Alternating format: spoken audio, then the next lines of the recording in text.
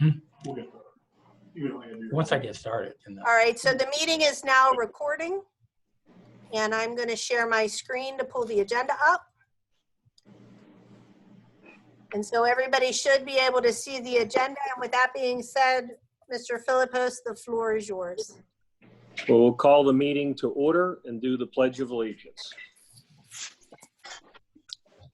I pledge Allegiance to the flag Of of the the United States of America and to the republic for which it stands, one one nation, nation, under God, indivisible, with with liberty and justice for all.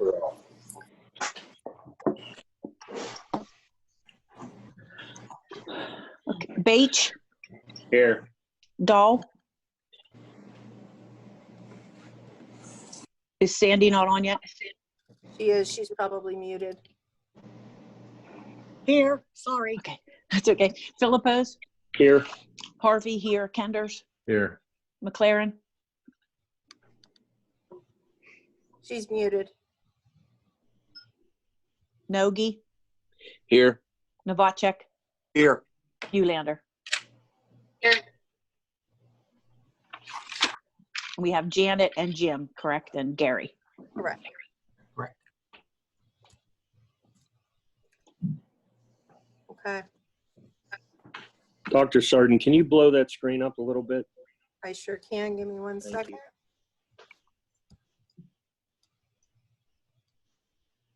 Is that better? That's better. Since there's no public comment on agenda items, we will do superintendent's report.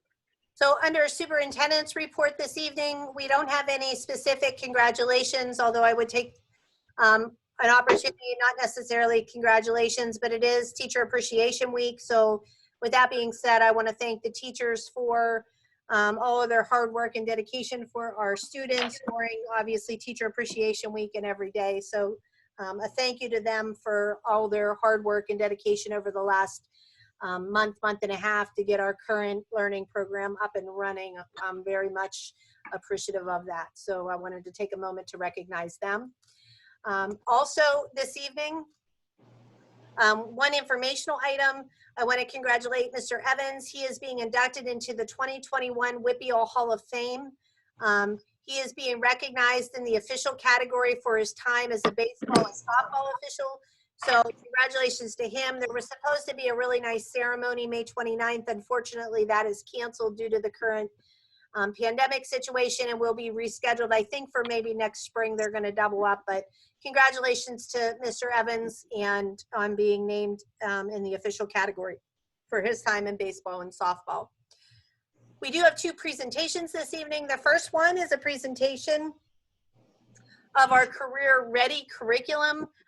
We have our high school guidance counselor here, and I'm going to stop my screen so she can say a few words, and Dr. Larsnes, who helps oversee our guidance counselors. So I'm going to stop share the screen, and Dr. Larsnes and Mrs. Hips are here. Do you want to say anything before I put on the video that you did from the department? Yes, I just want to thank everyone for, listening to us this evening. On behalf of the 6 guidance counselors, they're going to share some information with you tonight regarding their comprehensive guidance plan, specifically how it relates to our Career Ready curriculum. And we don't want to take up a lot of your time tonight. So each member of the department is going to talk very briefly about some of the things that they do at each of the levels across the district to prepare our kids to be career ready for life after high school. So without anything else being said, I'm going to introduce you to our department head and high school guidance counselor, Gina Hips. I think she's going to say a few words before the presentation starts. I just want to say hello and thank you for your time. I hope all of you are safe and you're well. I know a lot of your families, so I hope you're all holding up in all of this. I know the guidance department was really excited to put this together, although it took a lot of hard work and some new types of work. We were excited to put this together and share it with you. So thank you for taking your time out today. We know that you have a lot of big things on your plate, and this is probably not one of the biggest. So we will just move on with the presentation. If you ever have questions or you want something clarified more in depth, then please reach out to us. We're here to help. Okay, so with that being said, let me share my screen. And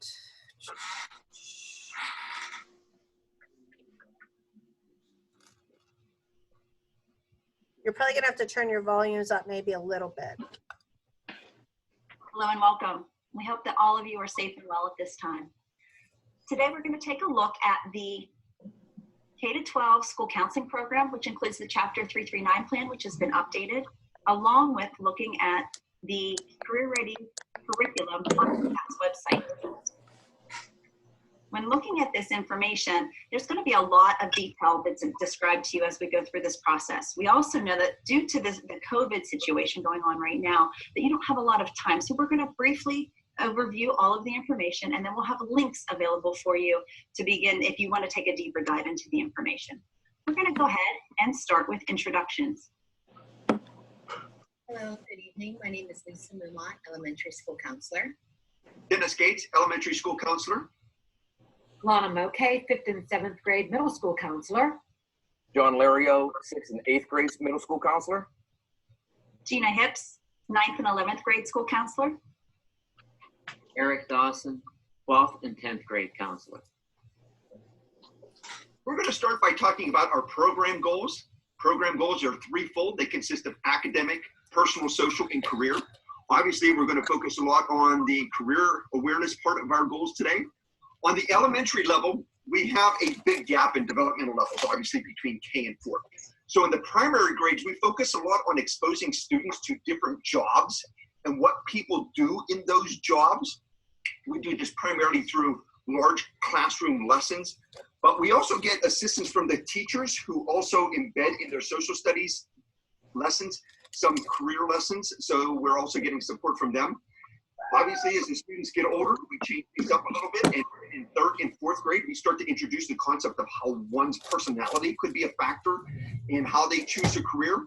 We introduce the Holland codes in grades 3, as well as the concept of career clusters. The Holland codes, like doer, thinker, helper, persuader, organizer, and creator, help children identify what kind of personality they might have. And then we take this a step farther in 4th grade when we start talking about career-ready opportunities. We start planting seeds about the paths one may take to pursue their career, whether it's higher education, whether it's the military, whether it's trade schools, or et cetera.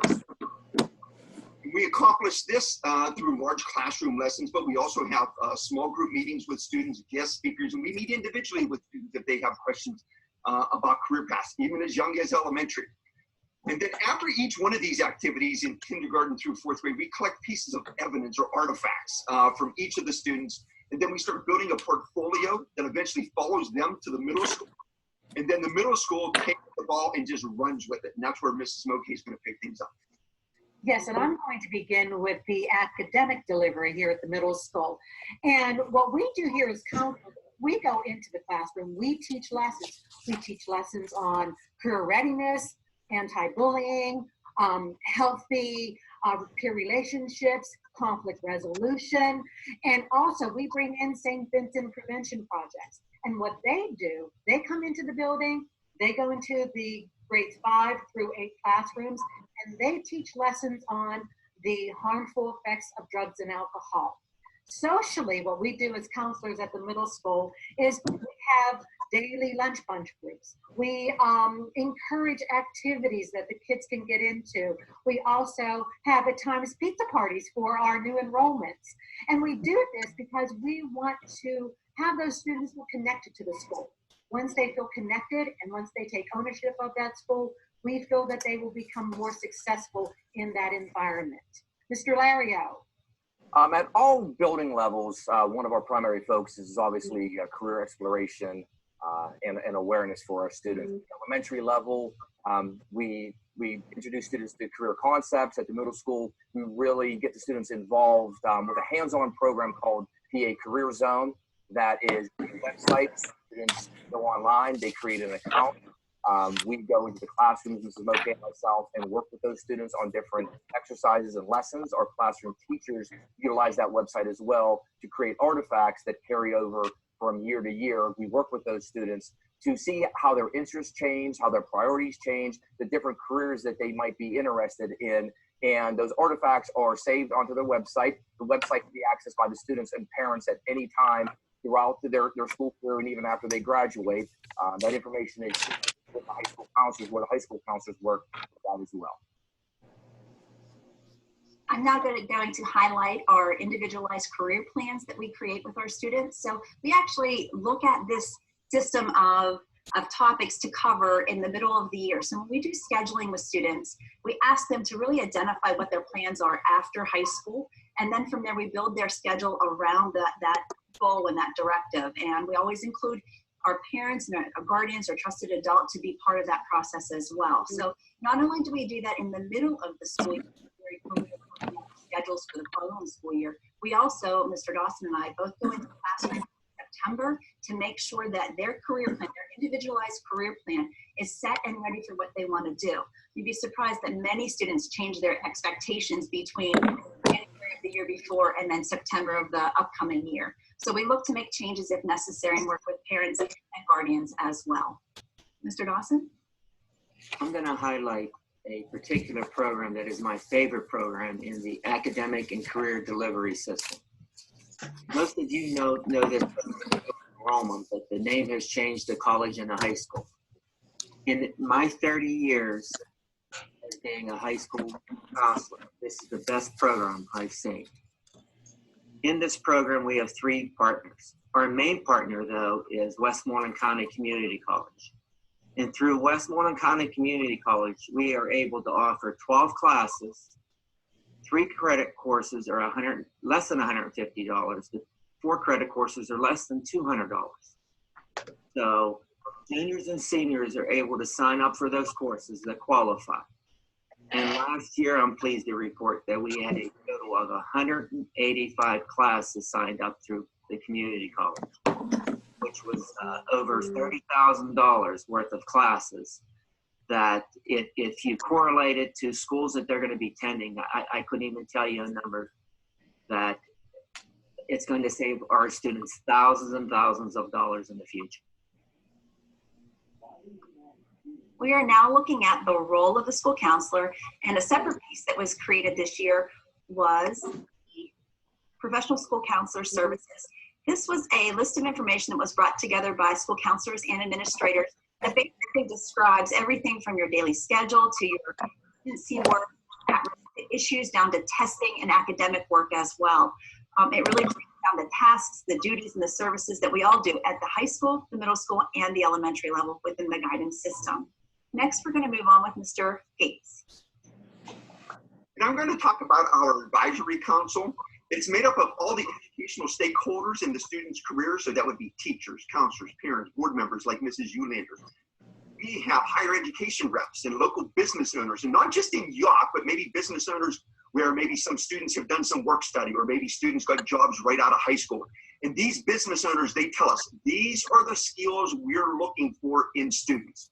And most importantly, we invite students onto our advisory council because their feedback, it's invaluable. We need to know from them, what do they need from us? The advisory council, we meet once a year. We meet in the fall. This past year, we met in October of 2019, this past school year.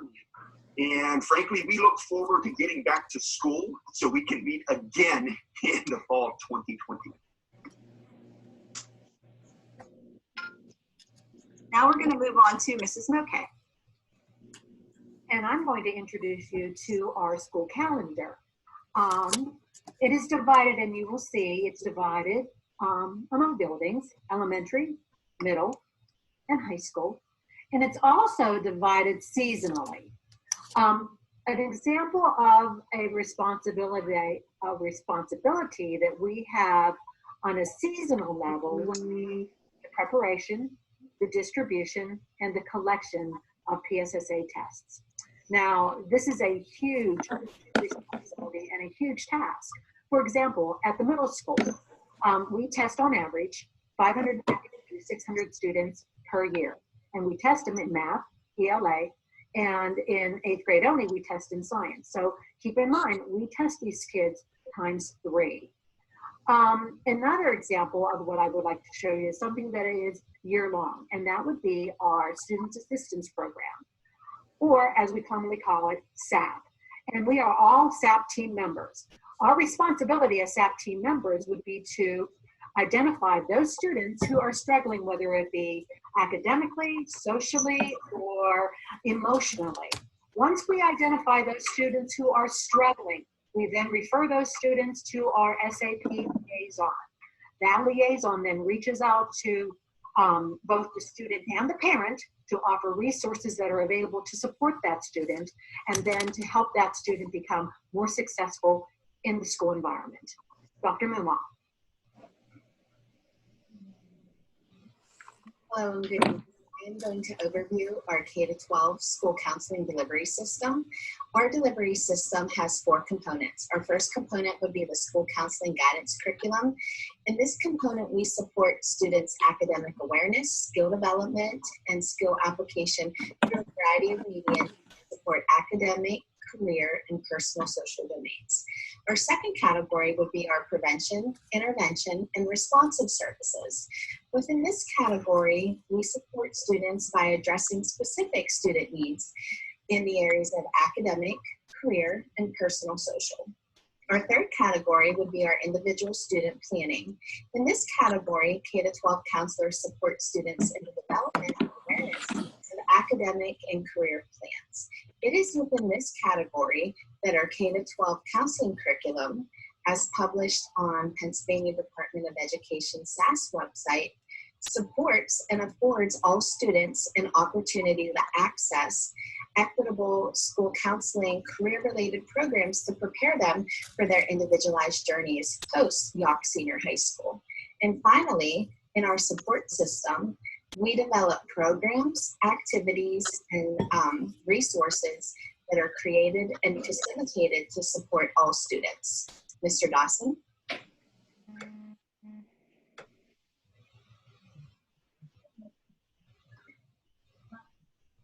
I would like to take a moment to speak career and post-secondary resources.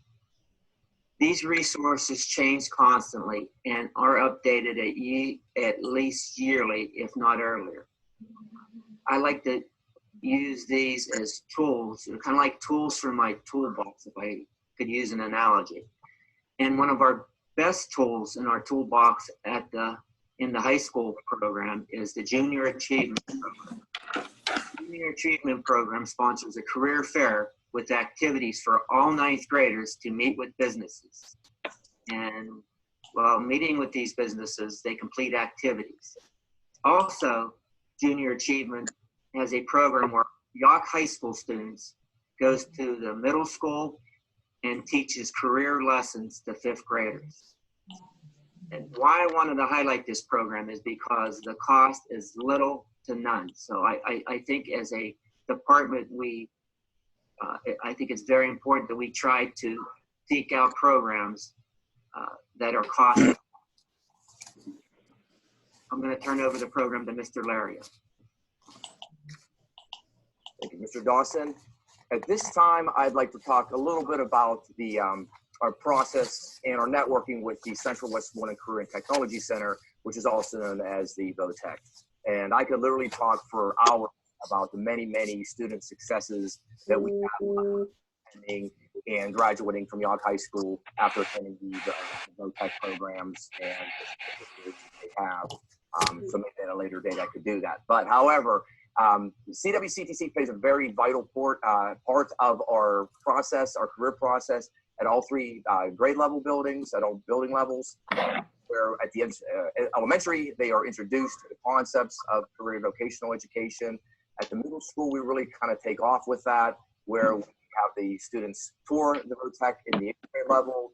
Mrs. Butella, who is the career counselor from the VOTEC, comes and speaks to our 7th and 8th grade students in their classes. She touches base with all their students. At the 8th grade level, she does a career plan. Again, we follow up with the field trip to the VOTEC with the 8th grade students, where the students kind of select, if they're interested, one of the shops, the 23 offerings that they offer at the VOTEC. When they get to the high school level, again, they are continued with the education through the counselors and the in-room presentations for the counselors. They have the opportunity in 9th grade to attend the VOTEC and actually apply for some of the programs that they offer there. In 10th grade is when the VOTEC program starts for a 3-year program there. So we want to We wanted to say thank you for your time today. We know that you're very busy with all the decisions that have come up and the barriers that have been placed with the COVID-19 situation. We did want to review again that tonight, what we looked at, we're updating the 339 plan, and then also looking at the curriculum map on the SAS website, which then develops our career development program for you. So we will have links available for you so you can look at it in more depth if you'd like to, and we will be available for question and answer following the presentation. Thanks for watching. Thank you. So with regard to the work that Gina and Amy presented tonight, next month on the board agenda, there will be, and we already have our 339 plan approved, but every so often you update it. And in the orange folder that you guys have, you do have a copy of all of those documents that Mrs. Hips just showed you. So those are within that orange folder. We will have a motion on the agenda next month to approve that 339 plan as presented. The second thing, about 2 years ago, the state put career ready requirements in place for the Future Ready Index. And one of the reasons we talk so much about career is there are certain requirements of documentation and evidence that students grades K through 12 have to have as part of what's required for state reporting. And then the third piece, the career ready curriculum, I want to tell you that the guidance counselors did a really great job this year. They actually took what we worked on the last 2 years and put it in a curricular format in order for it to be delivered to our kids. So those three things are really important because they allow us to meet the state requirements across the board. But next month you will see approval of the 339 plan. And like I said, we already have a plan in place that was approved. So as you update it, you get additional approval. So, with that being said, any questions for Mrs. Hips or Dr. Larsenes? Because I'm going to let them leave.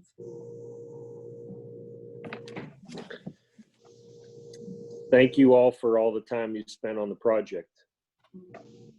Not a problem. It was fun. They're one of the best teams to work with in the district. They worked really hard, and I appreciate all the time and effort that they put into it. Great presentation, Gina. Please let the others know that we really appreciate it.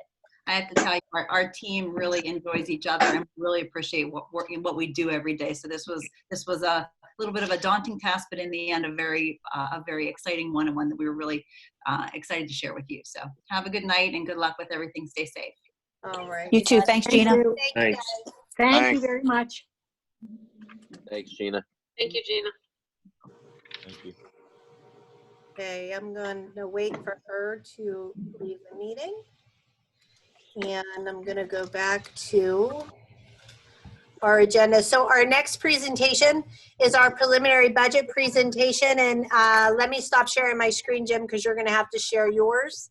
So if you go on Jim's share screen, then I'm going to actually, we should be good. So there you go.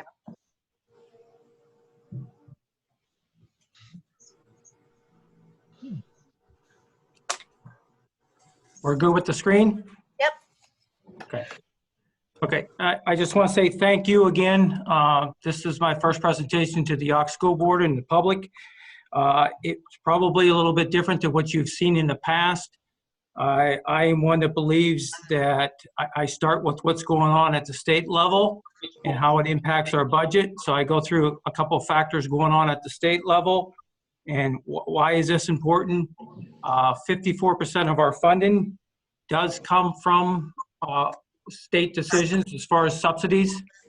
So with that being said, some of the data you're going to see, I did attend a PASBO meeting back in February, went through the state formulas and talked about some of the bills that may be introduced to the state legislators over the next 2 months that could impact our bottom line, but more importantly, the decisions they make at the state level will affect some of our decisions at the local level, and that is even before COVID-19 came into play with this budget. Each year in January, PASBO and PASA puts out a budget report on the impacts of what's going on at the state level. Back in January, I believe I did send this to all the board members. But I am going to go through it and touch on a few things that will, again, affect our budget down the road here. The biggest thing that we're going to talk about are the mandated costs, that being charter schools, pension, and special education. I can tell you over the past 9 years, the column on your left is the cost that school districts have had to absorb for charter schools, special education, and pension to a tune of about $4.6 billion. Yet the state revenue that has followed these expenses have only totaled to about 2.2 million, meaning that the difference is made up by the local taxpayers through millage increases and whatnot. Over the past 6 years, you can see what the impact these three mandated costs have had on local school districts. Special education goes up about 6.42% per year.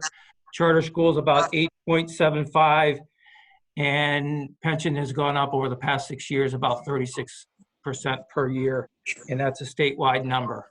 I'm going to start with the charter schools. I'm not going to spend a lot of time on this slide, but I will tell you more and more kids are being identified as special needs students, and you can see at the lower chart what services are being provided over and above just regular instruction. About 2.2% per year is the additional increase of students being identified in charter school, and that is important because with that identification becomes an increased cost. In charter schools, we are funded through the state through 4 different categories. And again, it's based on the type of service that child receives and what that service cost. And you can see the 4 different categories here and the dollar amounts that are attributed to each one of them. And again, the more services that child needs, as defined in their IEP, the greater the cost, the greater the impact it has on our bottom line budget. On that, sorry, Jim, on that special education cost, I don't know if you're mentioning later about the extraordinary cost funding, but when you have special ed students that are over a certain amount of money, the district has the ability to apply for extraordinary costs, they're called. So if you have a student that has costs in that category 4, you apply to the state and they have a special, I'll say a bucket of money set aside for kids with very severe disabilities. Every year we apply for our kids that are over a certain amount of money. Some years we get reimbursed for it, some years we don't get reimbursed for it, but it is something that when we do have the most severe students, that we do apply for additional funding. It's really dependent on where the most severe funding is needed across the state of Pennsylvania, and then they have so much money, and once they hit the cutoff, then anybody below that cutoff isn't funded. So I just wanted to mention that before you went on to the next slide. That pot of money is called Special Ed Contingency Funds, and Mrs. Hildebrand and her staff do a great job in tracking what students fall into that category 4, and then do the initial application, which is usually in November of each year, to apply for that additional funding. So here's the special ed data that you can see locally for the Yough School District, and the costs associated with it. In the categories, 92% of our special ed kids fall under category 1, which means their costs are $25,800 or less.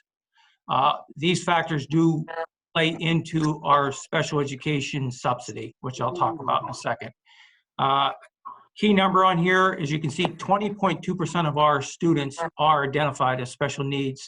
So there is a little bit of additional costs that go with that.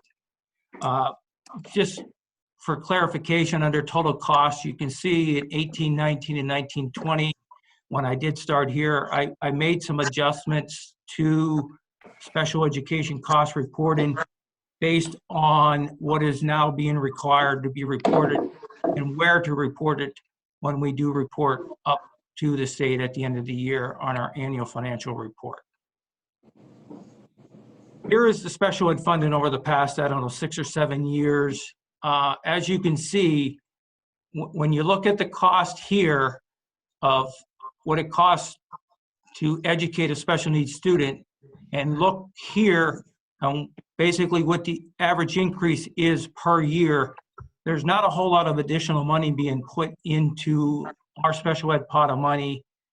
And with the additional costs that that child may need, including specialized transportation, again, local tax dollars are picking up any additional costs with that. You can see under the 19-20-21 slide, the initial allocation for our district that came out in February had a $30,393 increase in our special education funding. I took that off for our final budget, basically because of COVID-19. I don't anticipate the state putting as much money into the budget as what thought about back in February. So when I did do an adjustment for our final budget to be approved here tonight, I did pull out any additional money that was allocated to our district. I will warn you, this number for the 2021, the $1.568 million, that number will change because the data for the formula has yet to be uploaded into new system, and that again won't be ready until the fall. So again, I'm going off the best numbers that I have available sitting here today. And that's the way things have been done with this special ed formula in the past. Charter schools, as of today, in 2017-18, it has cost school districts $1.8 billion. And if the trend continues in the 23-24 school years, that number will go up to about $3 billion. And it's not just additional kids enrolling in charter schools, it's the rate at which tuition rates are increasing and that school districts are being forced to pay. I'll say it this way as a very generic example. If I have a fourth grade class of 25 students and that classroom costs $150,000 and 2 students leave that classroom, I now have 23 kids in that classroom, but to pay for those 2 charter schools, I pay $11,530 per child. That classroom now costs me, that fourth grade 25 students now cost me $183,000. So when a student leaves, the cost for the classroom doesn't change, but we do get charged an additional tuition amount. So that's why it's important with charter schools to really pay attention. And you'll see in the next slide here or two of some bills that may be introduced to change the way charter schools are funded. 3-year snapshot of what charter schools have cost us, as high as $779 in 18-19. As you can see, so far this year, enrollment figures have dropped. Therefore, we have some savings. But let's be pretty frank, what has gone on over the past couple weeks since March 13th with going online, a little bit of concern about families enrolling their children online. Therefore, I bumped up the charter school estimated budget for next year up to $756,000. And I can speak just 1 second to this. So part of what we do as administrative team every year, usually in the summer, is we look at that list of charter school kids. We see who's on the list and we do home visits to those families in an effort to recruit them to either come back into the school district or to recruit them into our E-Academy program, because our E-Academy program is significantly less expensive and allows them to graduate with a Yough diploma. So we do that as part of our summer routine as an administrative team.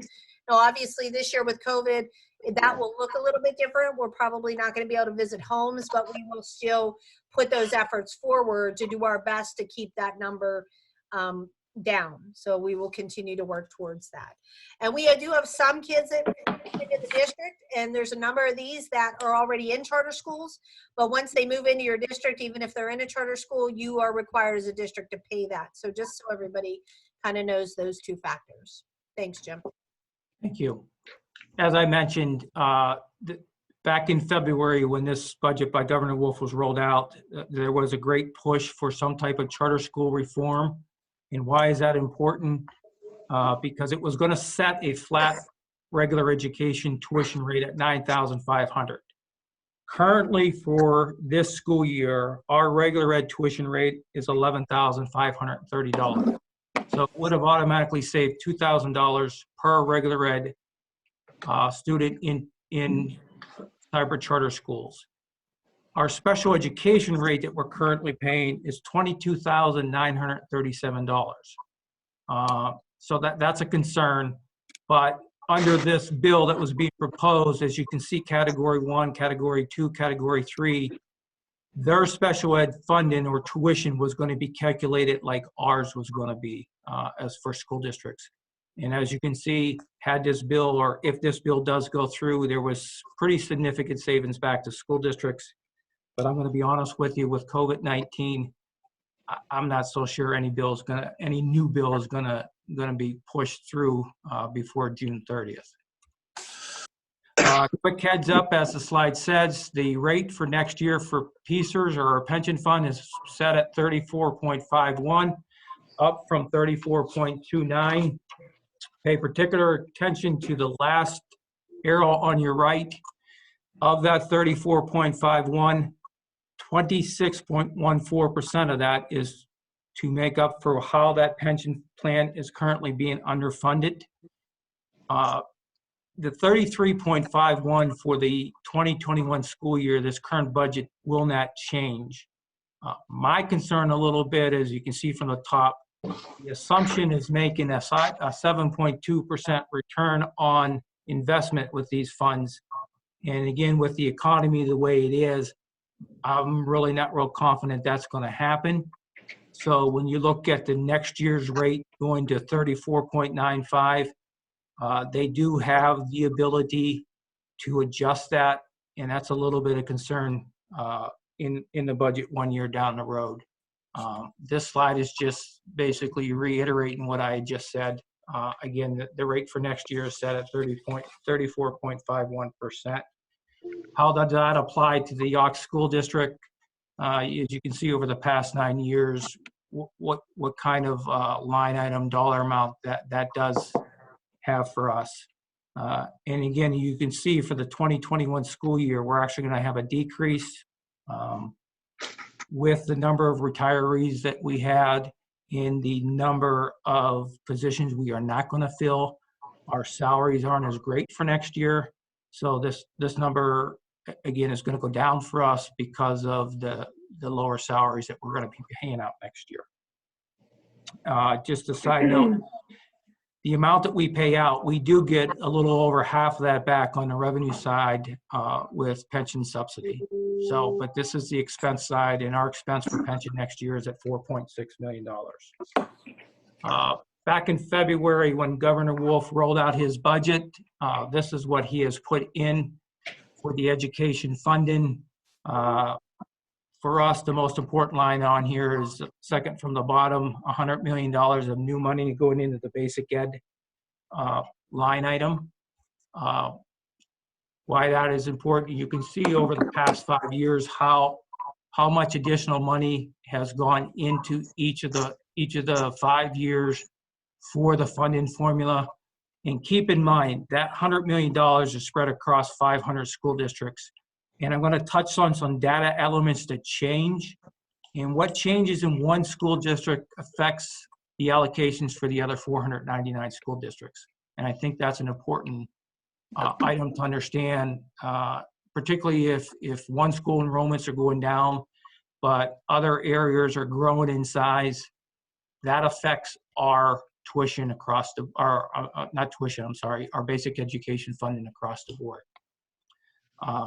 Again, this is a history over the past couple of years of our basic ed funding. You can see at the bottom, what was proposed back in February was a $10,048,000 basic ed subsidy line, or an increase of $58,000. I did take that out of the final budget that we're going to approve tonight. Again, the state is low on their tax collections, and I'm not real confident that they're going to put any new money into education for next year. That's just an assumption I'm making now. Again, the $10 million number at the bottom will change. The 2021 budget number of $9,990,000 will change because the data elements that go into the formula will change. And you can see the data elements listed here that are going to change between now and the final budget that's going to be passed by state legislators on June 30th. As an FYI, one of the factors in that formula is the median household income. State average is $59,445. It's up 4.3% from last year. Where does Yough fall in that? And I'm showing you all Westmoreland County school districts. Yough's median household income into this formula is $56,111, which is a little over $3,000 less than the state average. Local effort, $14 million. If you go, and that's a state number for now based on the formula, but if you go to our budget that we're going to approve and you look at the local income, it's very close to the 14.6 million on this slide. This is actually an important slide, but I'll focus on the items in yellow. Again, $100 million was put into the basic ed number. Each ADM that you have, that you report to the state, and don't confuse ADM, meaning average daily membership, with enrollment. They're two different numbers. But each ADM that you had under this budget was going to produce an income, a new money of $270, or a $33.08 increase, or 14% increase over last year. Again, as I mentioned earlier, what data happens in one school district affects the other school districts, and we get paid based on our ADMs and our 3-year average ADMs, or average daily memberships. And you can see from this slide that we continually decrease, which means the amount of new money that's put into the pot becomes less dollars for us, because our average daily membership continues to go down in this slide for the past 5 years. 18-19 is not on here. That is new numbers that will be shared out to school districts usually in the first week of June. And again, it will affect our final allocation number. Just an FYI for the board and the public, the state has again level funded transportation, and you can see they continue to ignore the law, and it's done intentionally. They are to every year increase spending, increase the transportation line item by the PD cost index. And in the past 5 or 6 years, they have level funded that number. What does that mean? That means the very last point here, the third bullet, we have been underfunded. We, as the 500 school districts, have been underfunded by more than $100 million. And we do eventually get our money, but eventually what happens is June of this year, for example, our final transportation bill or subsidy is due to us. That number is right around $450,000 that we should be getting in June. We may get a third of that in June and then get the rest in August or September, which again, with COVID-19 coming, that could potentially create a cash flow problem for us.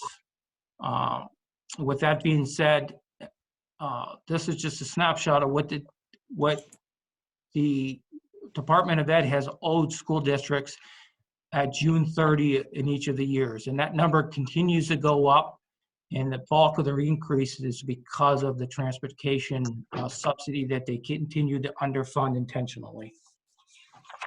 Okay, so that's what's going on, or has been going on at the state level basically prior to COVID-19.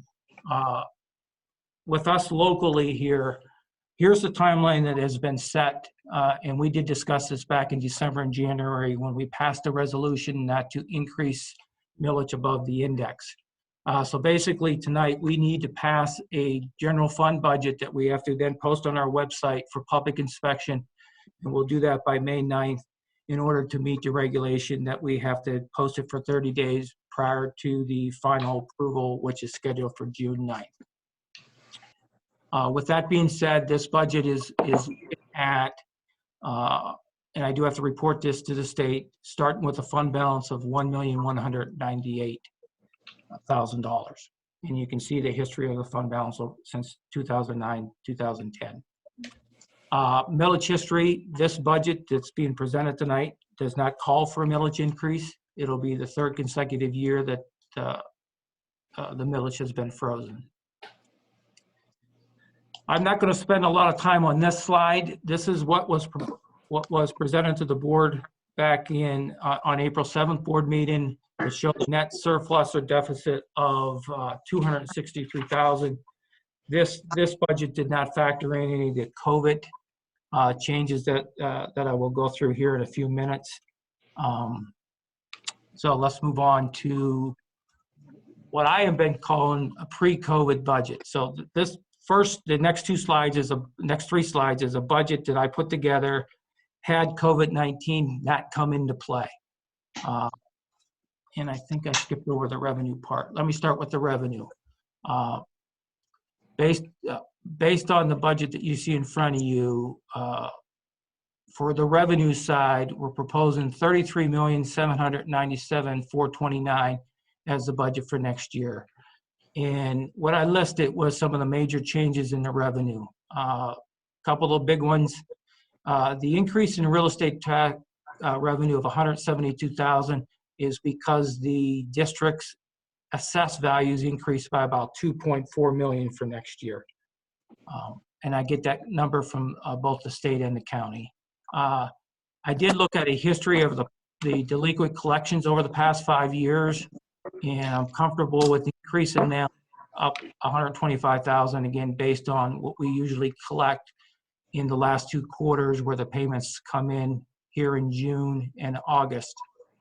The decrease in benefits of $79,000, that basically on the revenue side is a reclass and is now being reported against the payments for healthcare as required under PDE. The decrease in the refund of prior year expenses, we do at the end of each year, we reconcile our costs with IU programs and the CTC. And over the past 3 years, they have gone down. I think it's wise to move those down. I touched on the special education and basic education funding that was proposed by Governor Wolf back in February. And for this budget right here, I included those in here. The loss of state transportation funding, it is looking at the formula and looking at the ages of our buses, the amount. It's a long, complicated formula, but again, I'm looking at the past few years and where the funding has been with the type of routes that we're running. So I made the adjustment to that line item. Plan-con reimbursement, that is affected by your market value aid ratio, and that number went up last year, so I made the adjustments accordingly here. And again, I made the adjustments with the retirement Social Security benefits based on actual salaries being paid. And under the federal programs, again, working with Mrs. Hildebrand, we do think there are some additional access eligible services that we can be applying and billing for. So we increased that federal dollar by $94,000. On the expense end, again, we had 9 retirees, and the cost of their salary, their pension, and their FICA saved the district a little over $1 million. At the time this budget was put together, I added back in 2 replacements, which means we are not filling 7 positions, and you can see the savings that took place there. The new salary payroll cost is a best estimate for me. We do have 2 labor contracts. The teacher's contract and the ASME contract are up on June 30th, as well as some other labor agreements that we have in the district. That is my best guess. where I'm hoping that the salary numbers come in based on negotiation. But I did have to plug something in this budget for the negotiations and what labor contracts we currently have in place. I mentioned to you last month, we did get our final health rates through the Yough Health Consortium, and our health rates went up by 5.2%, and you can see the effect of that here. One of the things with the non-retiring teachers is that they are all eligible for health care benefits over the next 5 years. So I did have to add in the year one cost of their health benefits based on the type of enrollment they have in healthcare right now. There has been some discussion of why the transportation went up. Again, the current contract has a 2.25% increase in each of the daily runs. And again, based on specialty runs and what we have done over last year and this year, that line item needed to be adjusted. The $227,000 increase is for the new reading series that Dr. Larceny and her group presented to the board last month. That has been included in this budget. Again, I did a 3 or 5 year look at professional services, tuitions, and some other line items, and have made the adjustments accordingly here. More importantly, what our current enrollments are and what our current outside placements are under special education, and what the projected tuition increases are for those programs next year.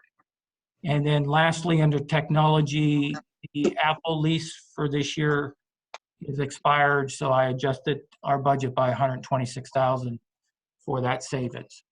So with all that being said, and I call this a pre-COVID budget, we had total expenditures of $33.8 million, no tax increase, and we were $31,000 short of a balanced budget. Again, there's the starting fund balance. The projected use of a fund balance this year, I want to put a rest a little bit of the misconception that's out there that school districts are saving a lot of money these days because schools are closed. But keep in mind, under Act 13, it protected any full-time employee's salary and benefits. So those numbers aren't changing. We're still paying 85% of our STA transportation bill. Our utilities were up until March. There's only 2.5 months worth of savings there. What's not factored and what people don't talk about is potentially our lost earned income revenue for our collections over the last 3 months of our fiscal year. And on top of that, again, with 9 retiring teachers, we have roughly about $120,000 of unused sick benefits that we have to pay out by June 30th. That wasn't budgeted for, that affects the bottom line. So my best guess is sitting here today is we're still going to finish with a surplus of $133,000. But I will tell you that number will change. I got to look at the impact of what our local earned income tax collections are going to be for May and June.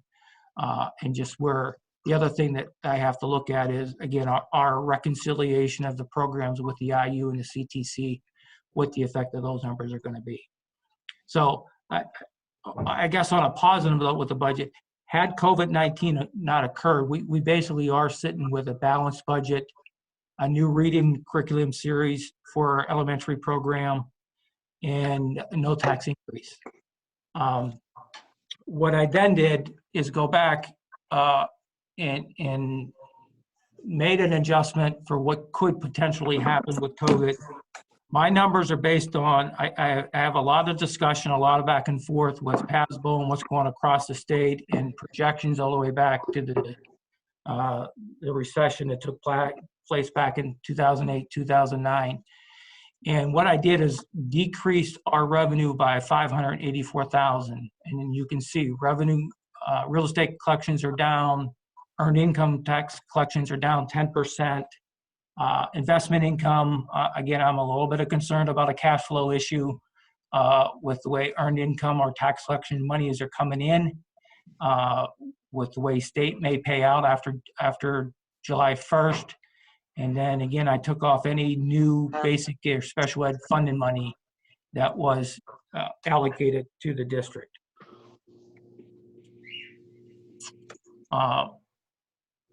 With that being said, and I failed to mention back here when we did change it, since our April 7th meeting, Dr. Sardin and I met with the building principals. They went back to their building budgets, and between the building principals, department heads under technology, under maintenance, under special education, in addition to what you see on here, we cut $230,000 off the original bottom line. So I just needed to say that because we did look at a lot of line items, and again, I don't think we're done revisiting some of our line items and going back. So with that being said, what I'm proposing to the board tonight to put out there for public inspection is what I'm calling the revised budget with the adjustments for the income for how COVID could potentially affect us. And again, you know, as each day passes, new information is passed on to us. I think a lot of decisions have to be made at the state level that really could impact our revenue side of the budget. You know, just a mere thought, if some of the COVID restrictions get released and people start going back to work, maybe the impact of the earned income isn't as great as we think it is. Maybe 10% isn't enough, but that's where we're at these days. So with that being said, this is the budget I'd like to put out there for public inspection. That was showing a loss of $616,000. We still would carry a fund balance of $715,000 going forward. But keep in mind as some of the other items that we talked about, we're going to look at our personnel again.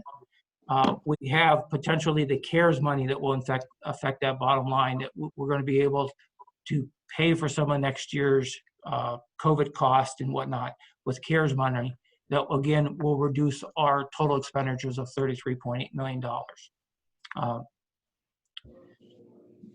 If anybody's following the state budget or the state discussions, these are some of the bills that are being thrown around out there.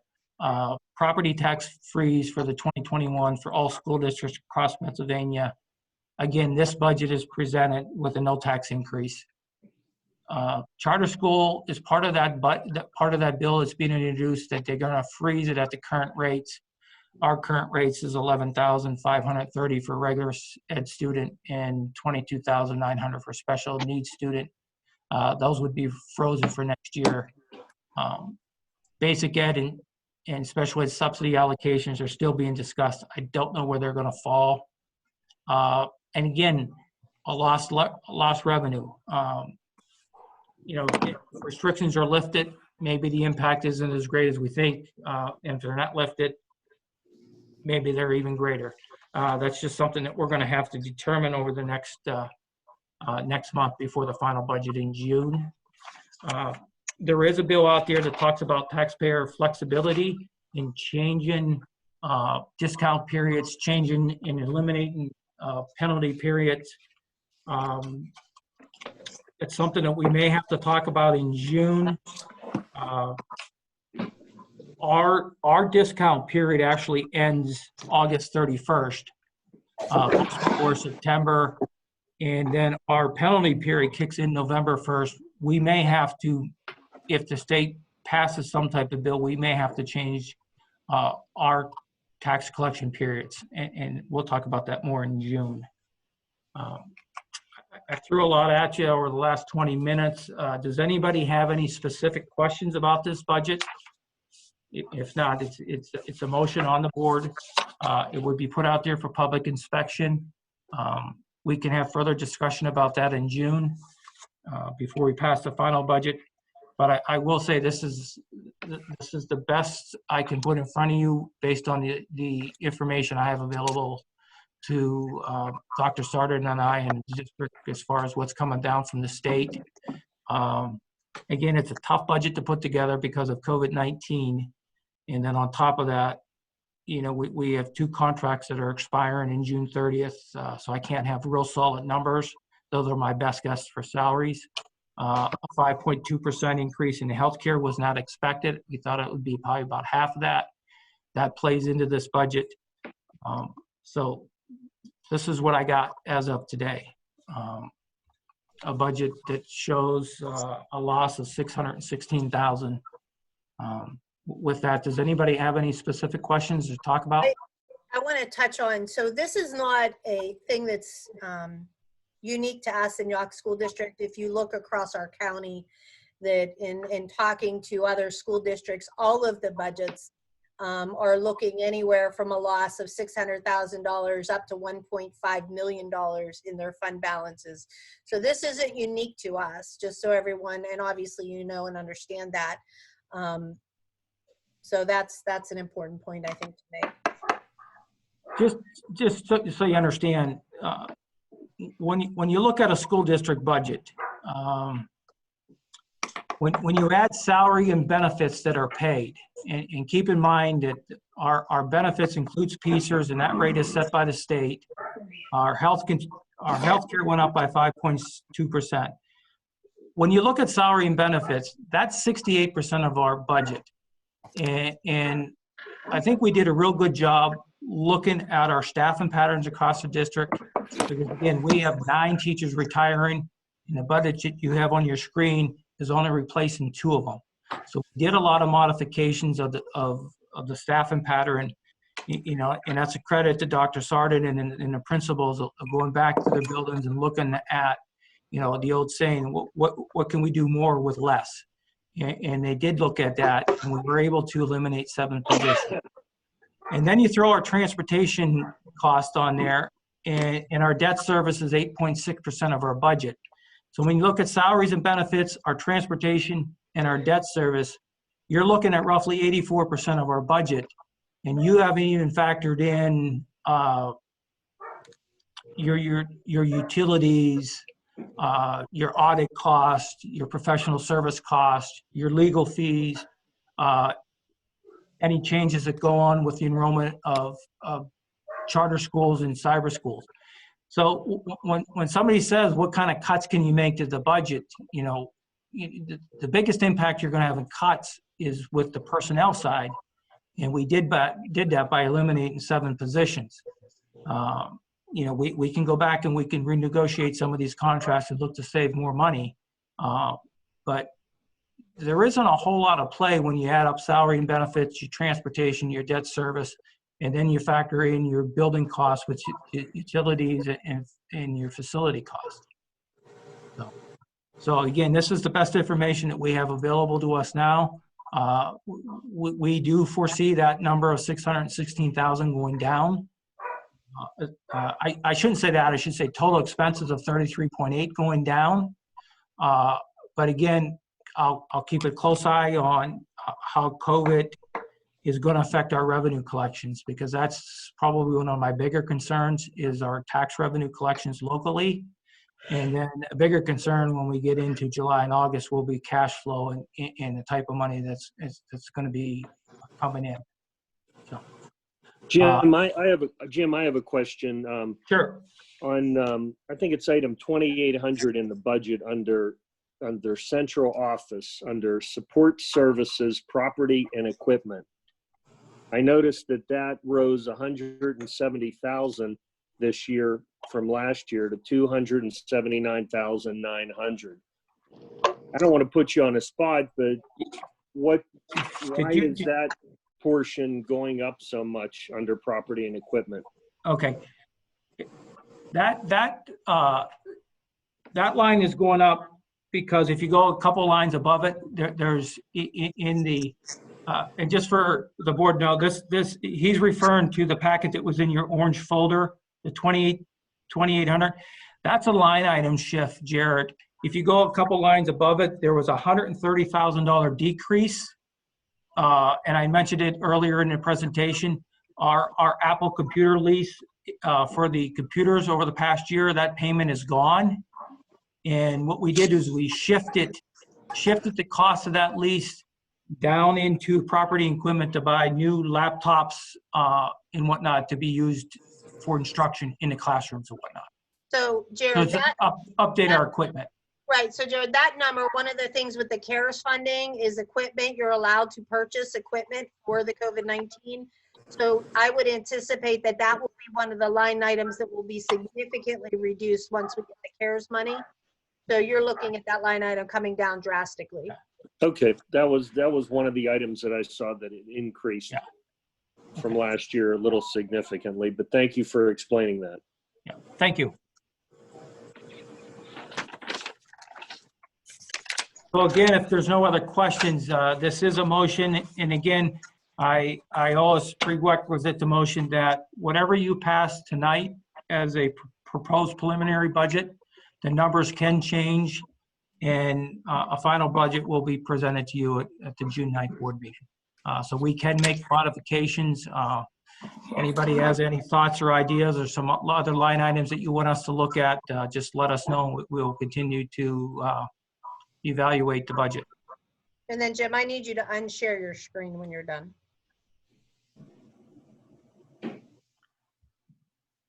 And I am done. Thank you. You good? Yeah. I have a question. Okay.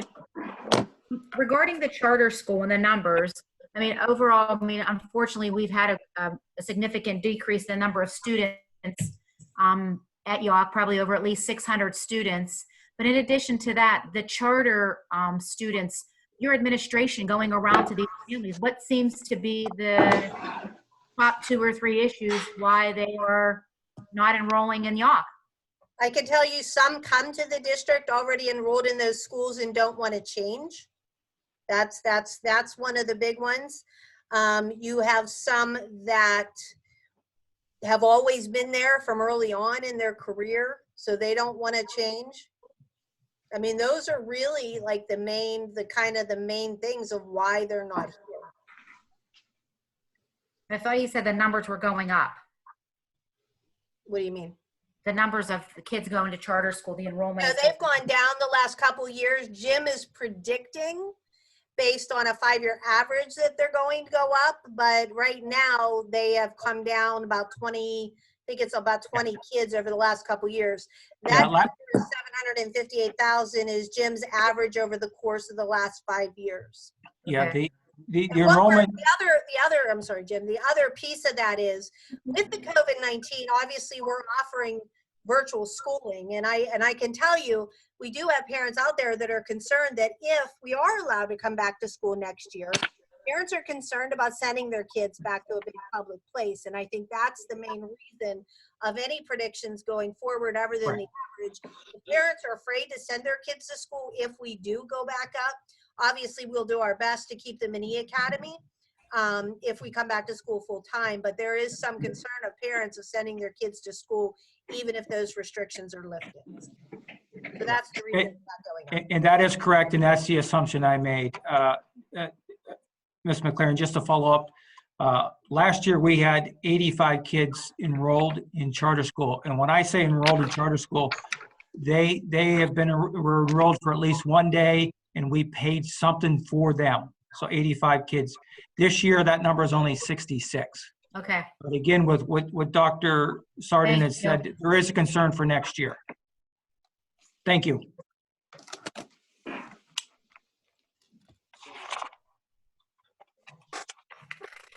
Okay. Thank you, Mr. Myers. Thank you, Jared. Okay, so we're going to move on. I think that's the end of our presentations, Mr. Philippos. So Okay, we'll make budget and finance. under budget and finance, we need a motion to approve items 1 through 4. I'll make the motion. Dahl. I need a second. Harvey. I'll second it. Youlander. Harvey. Is there any questions?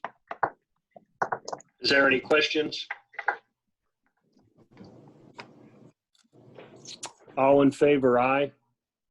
Aye. All in favor, aye. Aye. Aye. Aye. Opposed? Wait, is this? Wait, I'm looking at, is this regarding the budget that we just went over? I'm looking at, is this regarding the budget that we just went over? Items 1 through 4 are the budget's item number 6. Or the budget's item number 6. It's this page right here. We're right here. We are on items 1 through 4 right We're here. right here. We are on items 1 through 4 right here. Okay. I believe no one was opposed, so motion carries.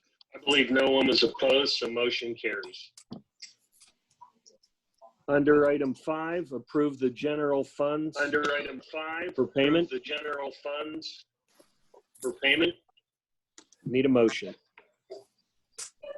Need a motion. So moved, Nogi. So moved, Nogi.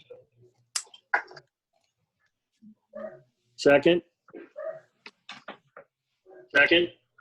Kender, second. Is there any questions on the motion? Yes, I have some Is there any questions. questions on the motion? Yes, I have some questions. On the way on the bottom, can you tell me why we're buying all Way these on the bottom, can you tell me why we're buying all these baseball pants, lacrosse uniforms? baseball pants, lacrosse uniforms? Are you on disbursements? I can tell you that these items. Are you on disbursements? I can tell you that. I don't know why the system's doing that, but that's not on our I end. don't know why the system's doing that, but that's not on our end. So I can tell you all of those items at the end. So I can tell you all of those items at the end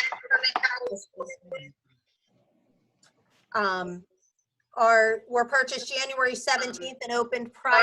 Were purchased January 17th and opened So those will prior carry over into next year's sports budgets. into next year's sports budgets. So is it still something we need to purchase right now? We already Is it still purchased something we need to purchase right now? We already What's wrong with this system?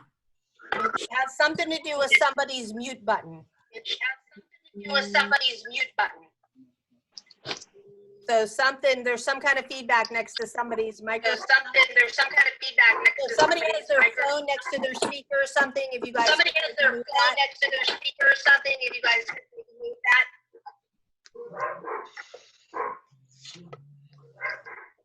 Okay.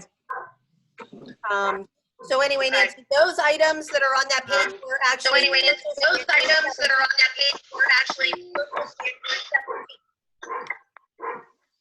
I'm gonna mute a couple of you for a minute so you guys can hear. Mute a couple of you for a minute so you guys can. All right, can you hear? Yes. Okay. Yes. So it's somebody out there where their stuff is in their relation to their computer. That stuff from Delhi Sporting Good was ordered and purchased January 17th, received and unpacked for use prior to us March 13th. So those items will be used for the next upcoming season of spring sports.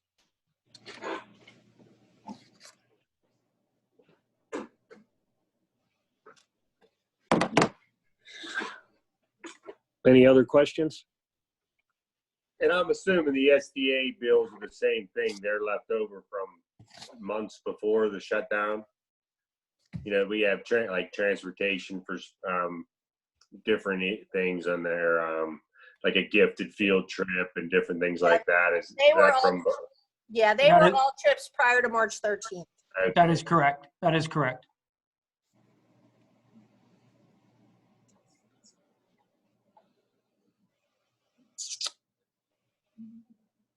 Any other questions? No. We're going to do roll call. Are you on motion 5? Yes, we're doing Okay, a roll go call ahead. on that one. Sue, you're doing roll call. You're muted. I'll unmute you. Go ahead, Sue. Beach, No. Dahl,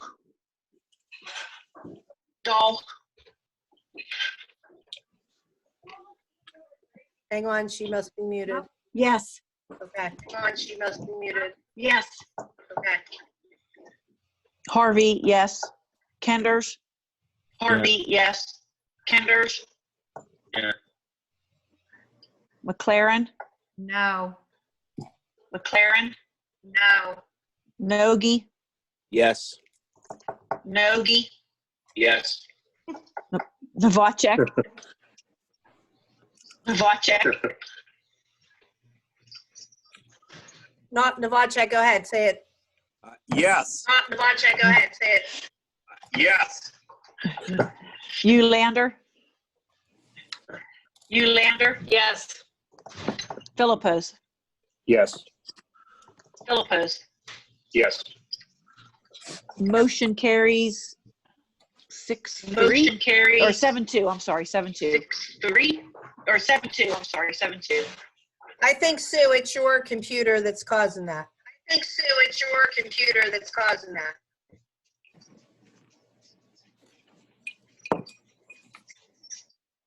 Okay. Go ahead, Jared.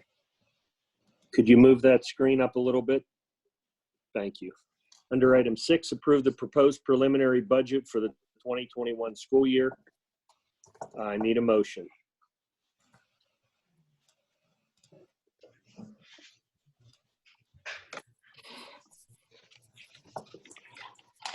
I'll make that motion, Beach. I'll make that Second. motion, Big. Second.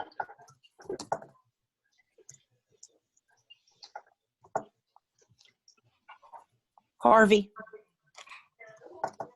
Harvey. Is there any questions? Is there any questions? Yes, I have a comment. I will vote for the preliminary budget, but I am putting it out there that I will not vote for a budget that has any money to balance it from the reserve. So I don't know if I'm the only one, but there's lots of other areas here that need to be taken into account. And I will not pass a final budget if we use anything out of our fund balance. I feel the exact same way. I will support this proposed budget, but I will not support any use of fund balance. I feel the same way also. I agree. I mean, there's lots of areas here looking through the budget.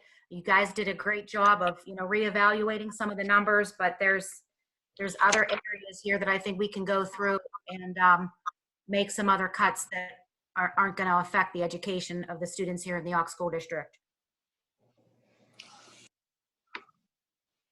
Any other comments? We'll do a roll call. I'm going to unmute you as she calls your name and then mute you back so we don't get the feedback. Go ahead, Sue. okay. Baich, Yes. Dahl, Yes. Harvey, yes. Kenders, Yes. McLaren, Yes. Nogi, Yes. Novacek, Say it one more time, Alan, sorry. Yes. Yough, Yough, yes. Philippos. Yes.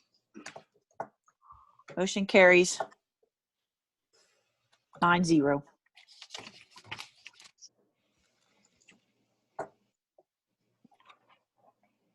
Secretary's report. Executive sessions were held on the following dates: Tuesday, April 14th, 2020, virtually for personnel litigation, and Tuesday, May 5th, 2020, before the meeting, again, virtual for personnel litigation.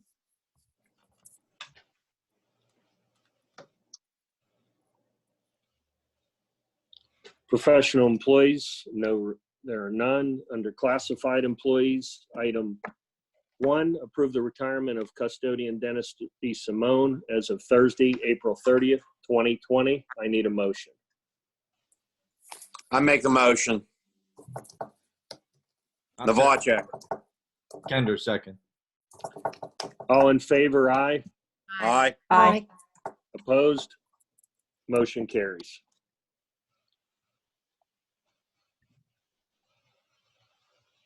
No report under athletics. District Jared, Operations. Jared, I wanted to make a quick comment, if I could. Sure. On athletics. Just an update, because I know we've discussed, what's going on with coaches that are already hired in place and whatnot. The current varsity football coach does have his players enrolled in Zoom also, and they are meeting every Tuesday and Thursday night, basically learning his offense and defense. But I just wanted to make it known that the effort is being made, even though that's a fall sport. The effort's being made to have the players involved and keep them moving forward in the system in the event that they're able to play. Thank you, Greg. Under District Operations, I need a motion to approve items 1 and 2.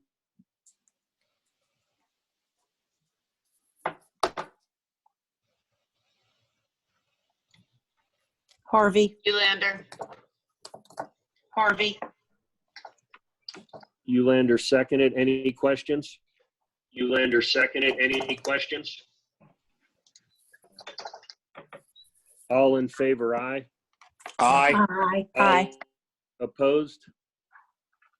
Motion carries.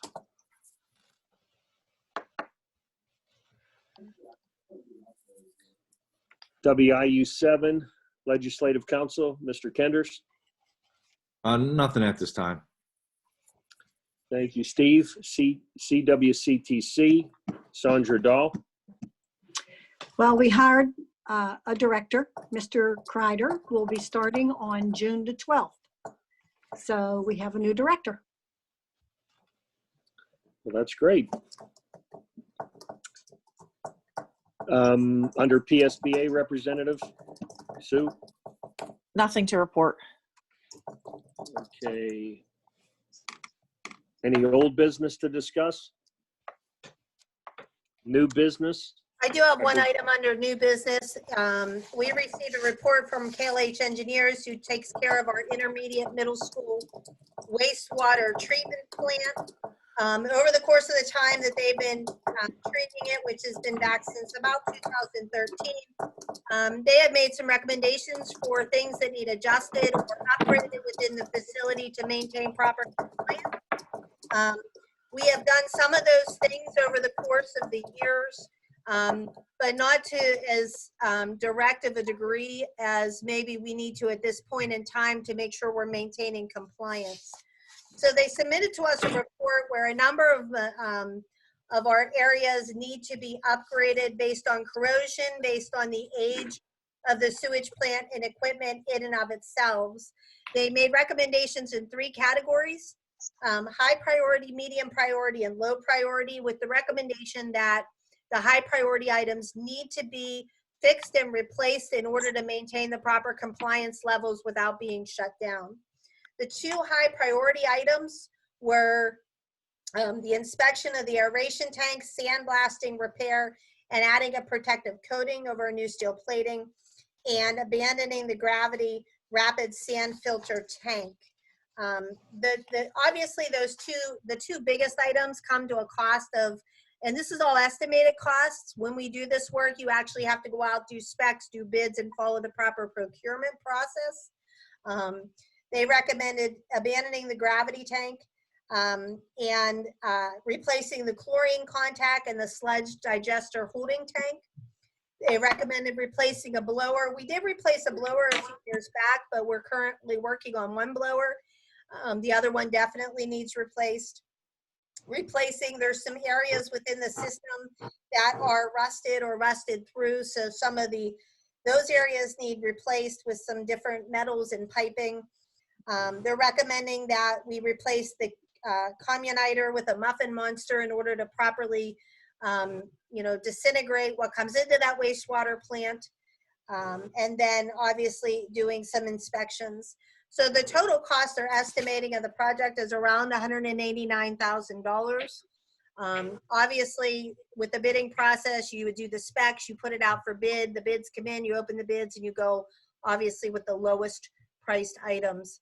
So this is something that would have to be done outside of the normal school year. It is something that create the bids, the specs. It would take Once those are created, a bidding process of 3 weeks at minimum to bid it out, and then award those bids, and then actually to get that work done. So we are looking to put a motion on the agenda tonight to proceed with the KLH engineers to move forward with these recommendations as presented in conjunction with the solicitor and obviously proper procurement processes. This is something that would be, we would use our capital fund projects money for this repair, and is something that is needed and necessary to maintain the proper compliance. Otherwise, you would not be able to run sewage through that middle school facility.